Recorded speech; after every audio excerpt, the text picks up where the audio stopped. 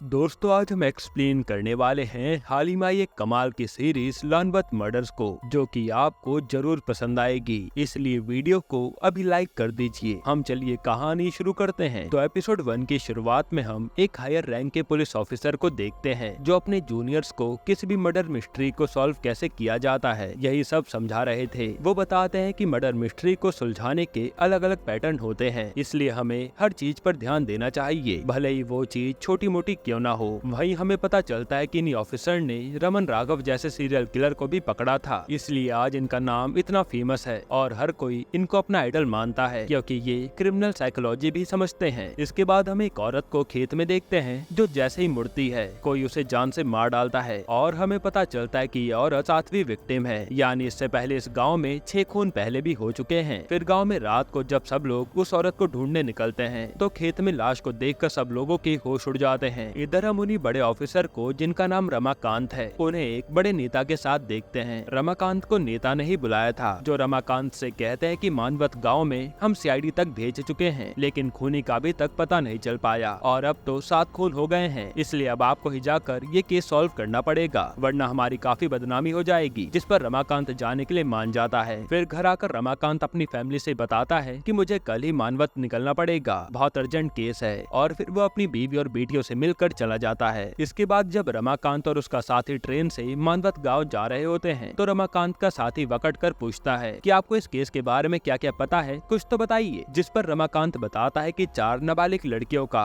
और 3 औरतों का फरसे से खून किया गया है, और फिर उनके प्राइवेट पार्ट को भी जख्मी किया गया है, जिसमें से शायद खून निकाला गया होगा, इसलिए केस बहुत ही खतरनाक है। ये एक तरह का जादू टोने का केस भी लग रहा है, जो सुनकर रमाकांत का साथी डर जाता है। खैर, इसके बाद ये दोनों मानवत गाँव पहुँचते हैं, जहाँ दामोदर नाम का पुलिस वाला इनका स्वागत करता है, और उसकी बातों से समझ आता है कि यहाँ भी रमाकांत का नाम काफी फेमस है। और दोस्तों, मैं आपको बता दूं, ये कहानी 1980s के टाइम की है, इसलिए उस टाइम पर सेलफोन वगैरह कुछ भी मौजूद नहीं थे। इसके बाद ये सब यहाँ से जाने लगते हैं, तभी एक आदमी आकर रमाकांत से कहता है कि साहब, आप केस तो सॉल्व करने आ गए हो, पर अपनी जान का भी ख्याल रखना, जो बात रमाकांत को काफी अजीब लगती है। खैर, अब रास्ते में जाते हुए पुलिस वाले बताते हैं कि इस गाँव में मर्डर्स के बाद तो लोग पुलिस को जरा भी भाव नहीं देते, उन्हें लगता है कि हम पुलिस वालों के बस का कुछ भी नहीं है, इसलिए केस सॉल्व करना बेहद जरूरी है। तब रमाकांत पूछता है कि इस केस के सिलसिले में 2 लोगों को तो पकड़ा हुआ था ना, उनका क्या हुआ? जिस पर एक पुलिस वाला बताता है कि वो थे उत्तम राव और रुक्मणी बाई। इसमें से उत्तम राव गरीबी में पला बड़ा, फिर राजनीति में घुसा,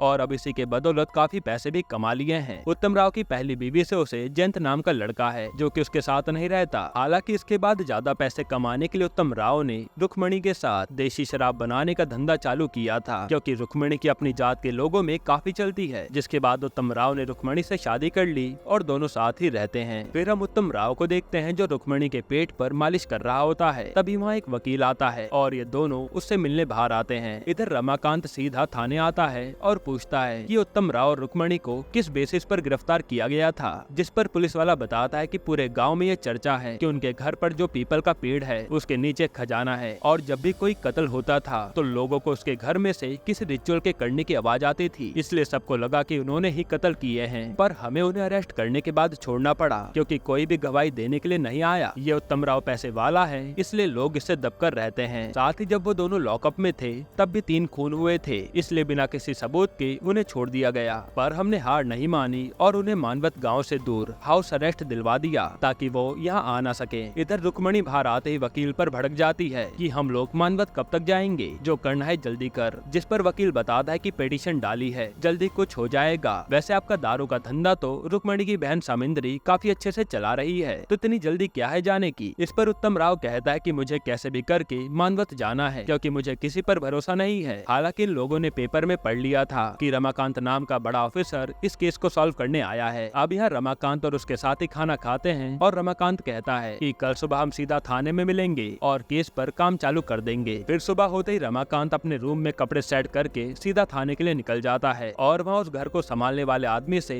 उसके कमरे में ताला लगाने को कहता है। वही रमाकांत के वहाँ से जाते ही हम एक आदमी को देखते हैं, जो हाथ में कुछ लिए था, और वो सीधा रमाकांत के पीजी की तरफ चला जाता है। इधर रास्ते में रमाकांत पुलिस वालों से पूछता है कि उत्तम राव देसी शराब बेचता कैसे है, जिस पर दामोदर बताता है कि उसका नेटवर्क पक्का है, जिसे कोई पकड़ नहीं पाता। फिर रमाकांत जब थाने आता है, तो यहाँ ऑफिसर उसका बड़े अच्छे से स्वागत करते हैं, जो बात रमाकांत को अच्छी नहीं लगती। लगती। वो कहता है कि यहाँ मर्डर्स हुए जा रहे हैं और आप सब इन सब में पड़े हो। फिर वो सबसे तुरंत इस केस की फाइल लेकर जांच करने को कहता है और ये लोग जहाँ पहला मर्डर हुआ था वहाँ जाने लगते हैं। फिर सीन फ्लैशबैक में जाता है जहाँ 8 साल की बच्ची अपना काम कर रही थी। तभी कोई आकर उसे जान से मार डालता है और हमें पता चलता है कि यही पहली विक्टिम थी। अब प्रेजेंट में इस केस की फाइल पढ़कर रमाकांत अंदाजा लगाता है कि जब वो बच्ची अपना काम कर रही थी वहाँ उसने उसे मार डाला और 2 दिन तक बॉडी वहीं रखी और फिर इस एरिया में लाकर फेंक दिया। तभी वकटकर कहता है कि ये गांव बहुत छोटा है, कोई बाहर से आदमी आता तो गांव वाले पहचान लेते, यानी कोई गांव वाला ही ये मर्डर कर रहा है। साथ ही रिपोर्ट के मुताबिक बच्चे के चेहरे पर काफी वार थे जिससे उसे पहचानने में काफी प्रॉब्लम हुई थी। तभी रमाकांत की नजर एक बड़े से पत्थर पर जाती है और प्रांजय बताता है कि एक तरह के देवता हैं जिन्हें मानते सब हैं पर कोई इनकी पूजा नहीं करता। कहा जाता है कि बहुत साल पहले जब इस गांव पर निजाम ने हमला किया था तो गांव के अमीर लोगों ने अपना सारा खजाना ऐसे ही पत्थरों के नीचे दबाया था, इसलिए पहचान के लिए ऐसे पत्थर लगा दिए गए थे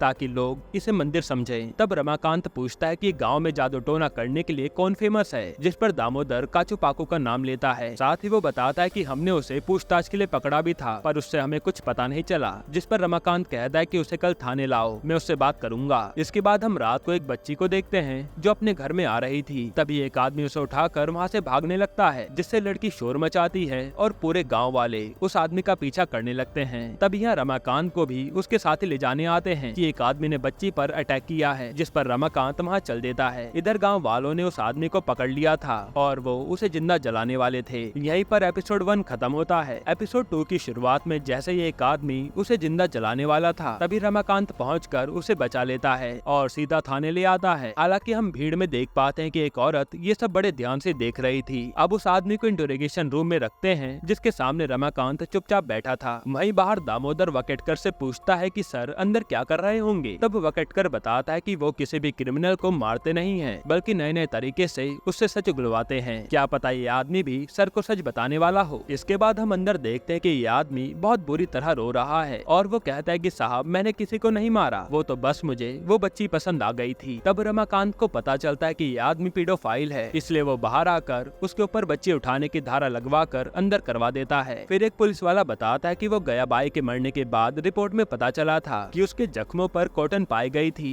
जिसकी क्वालिटी नॉर्मल से काफी अच्छी थी और जब मैंने पता किया तो तमराव के खेतों में ऐसी क्वालिटी का कॉटन मिलता है, जो सुनकर रमाकांत भी हैरान हो जाता है। इधर उत्तम राव रुक्मणी बाई के साथ रोमांस कर रहा होता है। साथ ही वो कहता है कि मुझे तेरी बहन पर विश्वास नहीं है, इसलिए मैं जयंत को बोलूंगा मेरा धंधा संभालने के लिए, जो बात रुक्मणी को अच्छी नहीं लगती। तभी रुक्मणी रोने लगती है और उसकी बातों से हमें पता चलता है कि वो माँ बनने के लिए काफी ज्यादा तड़पती है पर उसे ये सुख नहीं मिल पा रहा, जिसके बाद वो जाकर एक पूजा करने लगती है। इधर हम उत्तम राव के घर पर, जो कि फिलहाल रुक्मणी बाई की बहन सामिंद्री संभालती है, वहाँ परांजे को देखते हैं। तभी सामिंद्री आती है और परांजे को पैसे देती है। तब हमें पता चलता है कि ये तो वही लेडी है जो उस दिन सब कुछ बड़े ध्यान से देख रही थी और वो परांजे को दारू के धंधे पर रेट न मारने के लिए पैसे खिलाती है। यहाँ परांजे सामिंद्री से कहता है कि उस काचू पाकू से दूर रहना, उस पर भी बड़े साहब की नजर है, जिस पर सामिंद्री कहती है कि मुझे उससे क्या ही लेना देना। फिर सामिंद्री अपनी बेटी कमली को लेकर सोने चल देती है। हालांकि कमली को अक्सर ही डरावने सपने आते हैं, इसलिए वो ठीक से सो नहीं पाती। इधर रात को थाने में दामोदर के पास नवाथे आता है। वो बताता है कि मैंने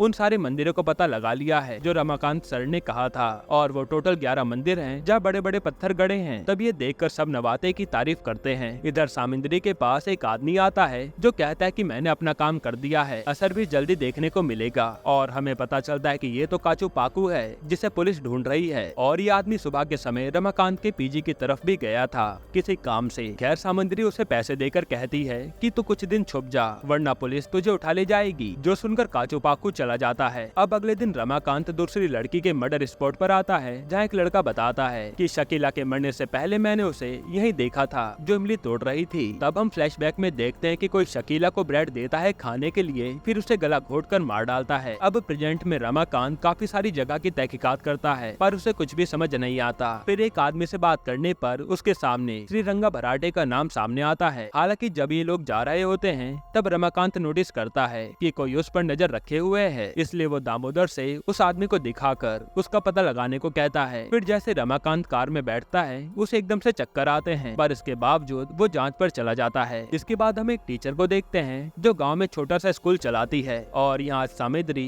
अपनी बेटी को स्कूल में छोड़ने आई थी। तब टीचर सामिंद्री से बात करने लगती है उसी समय टुकिया नाम का लड़का आता है जो टीचर से बात करने लगता है। यहाँ हमें पता चलता है कि टुकिया पहले हाफ मर्डर के इल्जाम में जेल गया था और वो टीचर से कहता है कि मुझे तो बस मुंबई जाना है हीरो बनने के लिए। खैर यहाँ रमाकांत श्रीरंगा के कारखाने में आता है उससे पूछताछ करने के लिए, जिस पर श्रीरंगा बताता है कि मैंने बस काचू पाकू के कहने पर खेत में विधि की थी ताकि मुझे खजाना मिल जाए, पर मैंने किसी को मारा नहीं और न ही मुझे कोई खजाना मिला। तब रमाकांत पुलिस वालों से पूछता है कि वो काचू पाकू अभी तक मिला क्यों नहीं, लेकिन पुलिस वालों के पास इसका कोई जवाब नहीं था। यहाँ श्रीरंगा ये भी बताता है कि काचू पाकू ने मुझे कहा भी था कि खजाना पाने के लिए खेत पर औरत का खून चढ़ाना होगा, लेकिन मैंने उसकी नहीं मानी। अब रात को सामिंद्री अपनी बेटी कमली को ढूंढने लगती है जो घर से गायब थी। वहीं रमाकांत जब अपने रूम में होता है तब उसे कुछ अजीब सा महसूस होने लगता है और जैसे वो बेड के नीचे देखता है तो वहाँ एक काले जादू का गुड्डा था, यानी रमाकांत पर भी किसी ने काला जादू करने की कोशिश की है और हो सकता है कि ये कच्चा पाकू का ही काम हो, क्योंकि वही तो रमाकांत के रूम की तरफ गया था। इधर अब सामिंद्री को अपनी बेटी कमली मिल जाती है जो कुछ ड्रॉ कर रही थी। तब वो देखते ही सामिंद्री उसकी ड्राइंग फाड़ देती है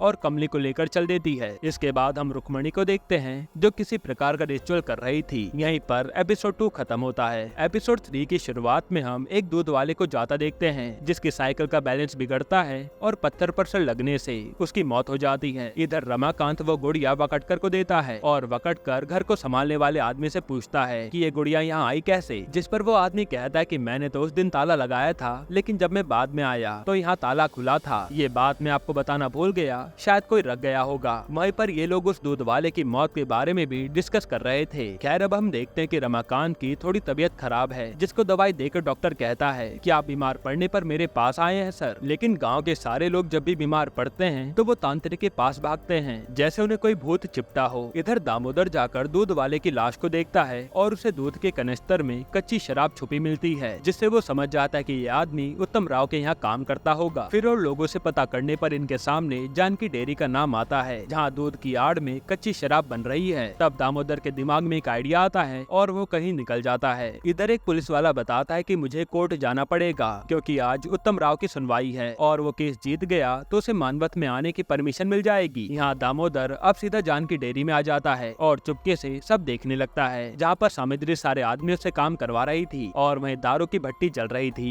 फिर हम रमाकांत को देखते हैं जो अभी भी उस गुड़िया को लेकर परेशान था कि आखिर ये यहाँ रखा किसने। अब दामोदर थाने आकर कुछ हवलदारों से बात करने लगता है जो परांजे देख लेता है और फिर वो अपने खास हवलदार अंबादास को बुलाकर पूछता है कि यहाँ पर क्या खिचड़ी पक रही है, जिसका अंबादास को पता नहीं था। इधर रमाकांत श्रीरंगा के पास पूछताछ के लिए दोबारा आया था और वो कहता है कि कैसे भी करके तुम काचू पाकू को अपने पास बुलाओ, हमें उसे पकड़ना ही होगा। ये सुनकर श्रीरंगा मना कर देता है कि काचू पाकू तांत्रिक है, मैं उससे दुश्मनी नहीं ले सकता, अगर उसने मुझ पर ही काला जादू कर दिया तो मैं क्या करूँगा। लेकिन रमाकांत श्रीरंगा को जेल में डालने की धमकी देता है, तब श्रीरंगा मान जाता है। अब रात को दामोदर परांजे के पीछे कुछ कांस्टेबल से कहता है कि हमें जानकी डेयरी में कल रेड मारनी होगी क्योंकि कल परांजे के साथ रमाकांत और वकटकर सर एक मिशन पर जाएंगे और यही अच्छा मौका होगा वहाँ रेड मारने का और इसी से हम सबका प्रमोशन होगा। फिर दामोदर से आकर अंबादास मिलता है और उससे कहता है कि मैं आपका साथ इस प्लान में दूंगा, पर कभी परांजे इस मामले में फंसे तो आप मुझे बचा लेना, जिस पर दामोदर मान जाता है। अब अगली शाम को रमाकांत कुछ पुलिस वालों को लेकर एक जंगल में आता है जहाँ श्रीरंगा ने काचू पाकू को एक आदमी के जरिए पूजा करवाने के लिए बुलाया था। तब ये सब झाड़ियों के पीछे छुप जाते हैं काचू पाकू को पकड़ने के लिए। वहीं यहाँ दामोदर जानकी डेयरी पर रेड मारने का पूरा प्लान सबको बता रहा था। इसके बाद रात को काचू पाकू श्रीरंगा से मिलकर एक रिचुअल करवाने लगता है। वहीं जानकी डेयरी पर दामोदर रेड मारकर सामिंद्री को अरेस्ट कर लेता है और सारा माल भी जब्त कर लेता है। वहीं जब काचू पाकू तंत्र साधना कर रहा था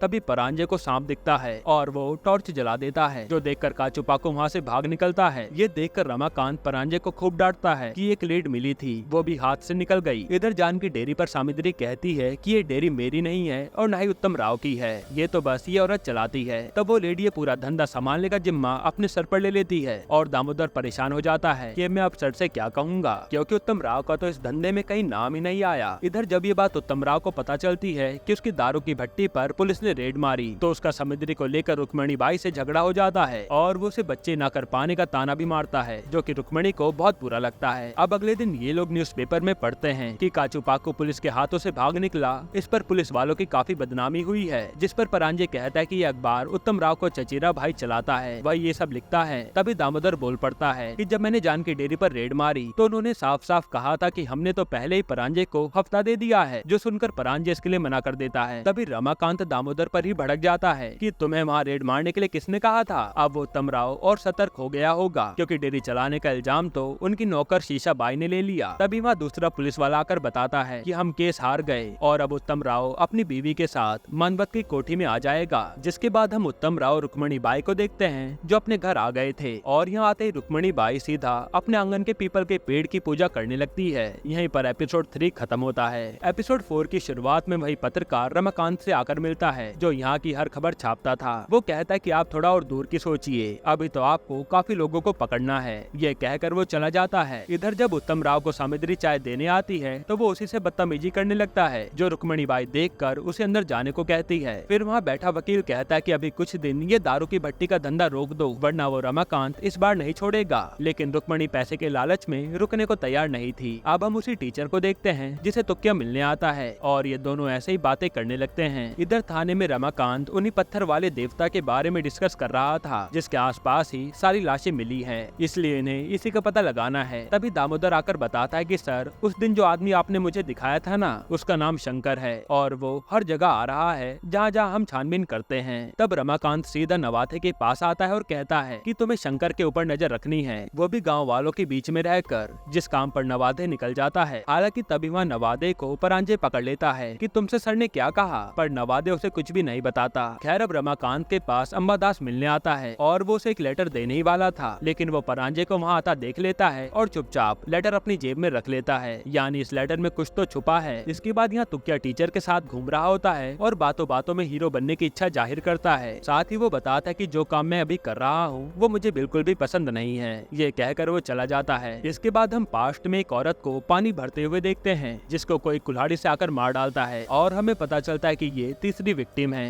फिर प्रेजेंट में ये लोग रिपोर्ट पढ़ते हैं, जिसमें सबसे अजीब बात ये थी कि पहले तो 2 छोटी बच्चियों को मारा गया, लेकिन इस बार 35 साल की औरत मरी, और उसके प्राइवेट पार्ट से भी खून निकाला गया था, जो काफी अजीब था। इसके बाद ये लोग चौथे विक्टिम के क्राइम स्पॉट पर जाने लगते हैं। वहीं यह नवादे शंकर का पता लगाकर उस पर नजर रखनी शुरू कर देता है। फिर हम पास्ट में चौथी विक्टिम नजीमा को देखते हैं, जिसे कोई लिफ्ट देता है और फिर उसे मार डालता है। अब प्रेजेंट में पुलिस वाला बताता है कि नजीमा को मारकर भी वही सब किया गया था जो पुराने मर्डर में हुआ था, लेकिन इस बार सबसे डराने वाली बात तो ये थी कि नजीमा की गर्दन ही गायब थी, और यहाँ तक कि उसकी छाती का मांस भी गायब था, जो सुनकर रमाकांत के भी होश उड़ जाते हैं कि कोई इतना खूंखार कैसे हो सकता है। तभी हम देखते कि रमाकांत पर शंकर नजर रखे हुए है और उसके ऊपर नवादे की नजर है। वहीं यहाँ रमाकांत ये अनुमान लगाता है कि ये जो भी मर्डर पत्थरों के पास हुए हैं वो एक रिचुअल से रिलेटेड हैं, जो हो सकता है कि कोई खजाना पाने के लिए कर रहा हो। इसके बाद हम शंकर को देखते हैं, जो मंदिर पर जाकर बहुत देर तक हाथ जोड़े खड़ा रहता है, और उसके पीछे पीछे नवादे भी लगा था। इधर अब उत्तम राव अपनी माँ को खाना खिला रहा होता है। साथ ही ये लोग रमाकांत के बारे में बात करते हैं, जिस पर उसकी माँ कहती है कि उसे मरवा दो, जो सुनकर उत्तम राव उसे चुप करा देता है। इधर परांजय को उसका ट्रांसफर लेटर मिल जाता है, जिसके बारे में वो रमाकांत से बात करता है और कहता है कि भले ही मेरा यहाँ से ट्रांसफर हो रहा हो, पर मैंने खूनी का कभी साथ नहीं दिया। तभी वह उत्तम राव का फोन आता है और वो रमाकांत को मिलने के लिए घर बुलाता है। तब रमाकांत सीधा उत्तम राव के घर आता है, जहाँ वो देखता है कि पीपल के पेड़ की पूजा की गई है। फिर उत्तम राव आकर बताता है कि आज हमने छोटी सी पूजा रखी थी, और वो उसे प्रसाद देने लगता है। तब पहले तो रमाकांत मना करता है, लेकिन फिर रुक्मणी बाई के कहने पर खा ही लेता है। फिर उत्तम राव कहता है कि साहब, आप कैसे भी करके खूनी को पकड़िए, क्योंकि सब लोग हमें खूनी समझते हैं और हमारा नाम भी खराब हो रहा है। इधर हम बकटकर को देखते हैं, जो पुलिस वालों के साथ जाकर काचू पाकू के अड्डे पर पहुंच जाता है और उसे पकड़कर सीधा थाने लाने लगता है। वहीं थाने में रमाकांत के पास अंबादास आता है, जो कहता है कि सर, मैं आपको ये लेटर देना चाहता हूँ, जो 2 मर्डर होने के बाद आया था, पर उस समय परांजय सर को ये मजाक लगा और उन्होंने मुझे ये जलाने को कहा था, पर इसे मैंने अपने पास ही रख लिया, शायद ये आपके काम आ जाए। फिर रमाकांत जब वो लेटर पढ़ता है तो उसमें लिखा था कि अभी तो 2 भयानक घटना हो चुकी है, पर ये तो शुरुआत है और ये मामला इतनी जल्दी नहीं थमेगा। साथ में नीचे एक अजीब सा मंत्र भी लिखा था, और हम समझ पाते हैं कि ऐसा मंत्र तो उत्तम राव की माँ बड़बड़ाती थी। फिर वकटकर काचू पाकू को पूरे गाँव में घसीटता हुआ थाने लेकर आता है, और वहाँ रमाकांत भी गुड़िया लेकर थाने पहुँच जाता है, क्योंकि उसके मन में काफी सारे सवाल थे। हालांकि थाने पहुंचकर रमाकांत सबसे कहता है कि काचू पाकू को फिलहाल के लिए अंदर ही पड़ा रहने दो, मैं उससे आराम से बात करूंगा। वहीं हम शंकर को देखते हैं, जो शराब लेने आता है, पर पूरे पैसे न होने के कारण उसे शराब नहीं मिलती। तब शंकर चुपचाप चला जाता है। वहीं काचू पाकू कमरे में पड़े पड़े परेशान हो गया था। इधर जंगल में आकर शंकर रोने लगता है और उससे दोस्ती करने नवादे आता है, जो जो उसे शराब भी ऑफर करता है। तब पहले तो शंकर मना करता है, लेकिन फिर वो शराब पी ही लेता है। फिर शंकर कहता है कि मैं तो बहुत दुखी हूँ क्योंकि इसी शराब के कारण गाँव में सारे खून हुए हैं, और वो आगे कुछ बता पाता इससे पहले वो शराब के नशे में ही बेहोश हो जाता है। इधर थाने में काचू बाकू डर के मारे दरवाजा पीटने लगता है, पर कोई भी पुलिस वाला उस पर ध्यान नहीं देता। यहीं पर एपिसोड 4 खत्म होता है। दोस्तों, ये सीरीज और भी ज्यादा इंटरेस्टिंग हो गई है, जिसमें खूनी का पता लगाते लगाते पुलिस भी परेशान हो चुकी है। हालांकि एंड में खूनी मिल ही जाता है। अब वो खूनी है कौन, वो आपको अगली वीडियो में पता चल जाएगा। अगर आपको इसके आगे के एपिसोड जल्दी चाहिए तो आप कमेंट में पार्ट 2 लिखिएगा। हम कल ये सारे एपिसोड्स एक्सप्लेन कर देंगे। और अगर आप चैनल पर नए हैं तो हमारे चैनल को अभी सब्सक्राइब कर लीजिए, क्योंकि हम ऐसी मर्डर मिस्ट्री मूवीज और वेब सीरीज लाते रहते हैं। बाकी अगर आपको हाल ही में ये कमाल की मूवी देखनी है तो आप ये वीडियो देख लीजिए।